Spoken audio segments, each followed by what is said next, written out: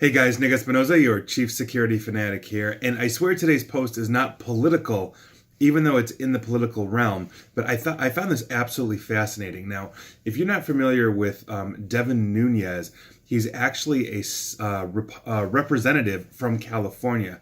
He's a congressman, and he's also happens to be a Republican.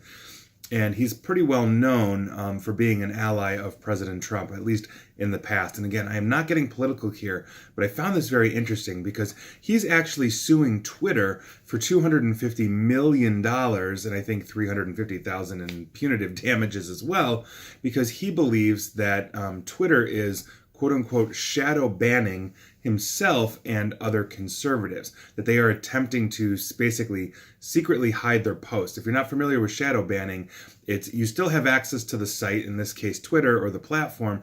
You can still post, and they're not preventing you from doing that like a normal banning, but instead of allowing your, let's say, posts to disseminate to the public as well as your followers, it basically keeps it restricted, so not everybody sees your post. This is the contention, anyway, that they've got. And his team came out and basically had this quote: Twitter created and developed the content at issue in this case by transforming false accusations of criminal conduct, imputed wrongdoing, dishonesty, and lack of integrity into a publicly available commodity used by unscrupulous political operatives and their donors/clients as a weapon. Twitter is responsible for the development of offensive content on its platform because it in some way specifically encourages development of what is offensive about the content. Now, I find this interesting, and again, it has nothing to do with politics.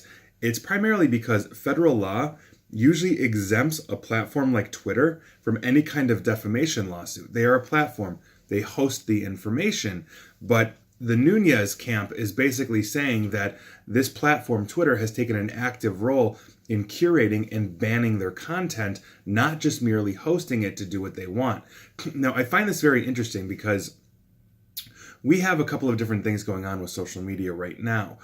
Social media is under fire, not just Twitter, but Facebook and all of this, for basically policing their content more effectively. In the 2016 election, for example, we know that the Internet Research Agency, which was a Russian cutout, was basically posting fake ads and all of this in an attempt to, let's say, stir up the electorate. And so Facebook and Twitter and others have basically gotten together and said, how are we going to look for fake news? How are we going to look for malicious content and ban that? And that is also other things like, let's say violent material or things that involve minors and other stuff like that. And so they actively ban accounts and all of this, and they are looking to police and filter content, but they also really don't have much control of what users are saying to other users, because on top of Twitter, the Nunes camp, or Devin Nunes, is actually suing multiple Twitter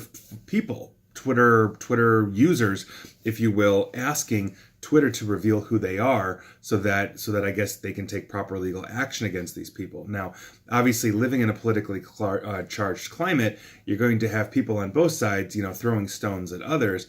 But when is far too far, I guess, with this? And I think this is interesting because I don't necessarily know if he has a case, primarily because this is just a platform. But they're saying that, again, they've actually taken an active role against his stance, which shows a bias against the other side, those that are on the opposite side of the political spectrum as Nunes. And so I thought that was interesting. Again, I'm not making it political. I don't care if you love or hate the guy.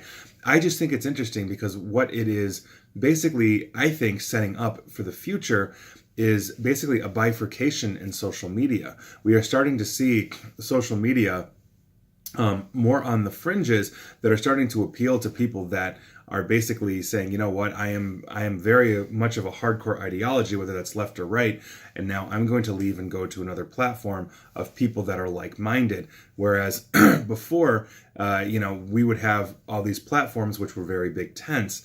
And so is that going away? Are we going to start seeing, let's say, people on the right shifting towards very specific social media and people on the left shifting towards very social media? And what does that do to our interactions? The nice part about a social media platform is that it can bring everybody together.